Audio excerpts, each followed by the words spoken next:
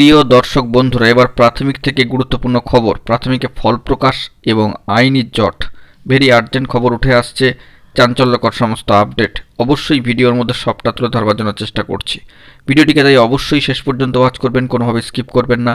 চ্যানেলটিকে অতি অবশ্যই সাবস্ক্রাইব করে সঙ্গে থাকবেন। চলুন কথাবার্তা না বাড়িয়ে আমরা মূল টপিকে ফোকাস করি। বন্ধুরা, বর্তমান সিচুয়েশনে দাঁড়িয়ে প্রাথমিক থেকে অত্যন্ত গুরুত্বপূর্ণ খবর, যেখানে ফল প্রকাশ ও আইনি জটকে কেন্দ্র করে আর্জেন্ট খবর কিন্তু উঠে আসছে। যে বিষয়টি জানা যাচ্ছে, 2023 সালের টিচার এলিজিবিলিটি টেস্টের ফল আইনি জটিলতার কারণে প্রকাশিত করা সম্ভব হচ্ছে না বলে জানাচ্ছেন সম্মানীয় পর্ষদ সভাপতি মহাশয়। গত সোমবার তিনি জানাচ্ছেন, আইনি জটিলতায় 2017-2022 টেট উত্তীর্ণদের এখনও চাকরিতে নিয়োগ করা যায়নি। এই নিয়ে মহামান্য আদালতে বেশ কয়েকটি মামলা কিন্তু রয়েছে। এই সমস্যার না মেটা পর্যন্ত 2023 টেটের ফল প্রকাশ করা যাচ্ছে না। 2017-তে টেট পরীক্ষায় 23টি প্রশ্ন ভুল আছে বলে অভিযোগ ওঠে, আবার 2022-এ 24টি প্রশ্ন ভুল আছে বলে অভিযোগ ওঠে।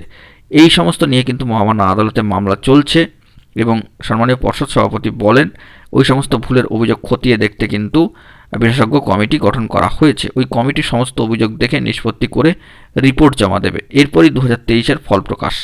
যদিও 2023 সালের টেটের প্রশ্ন নিয়েও কিন্তু মামলা দায়ের হয়েছে এবং এই নিয়ে বিশেষজ্ঞ এবং আইনজীবীদের পরামর্শ গ্রহণ করছে পর্ষদ।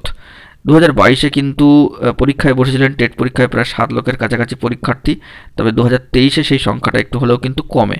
কিন্তু এখনও পর্যন্ত ফল প্রকাশিত না হয় কার্যত হতাশ চাকরি প্রার্থীরা।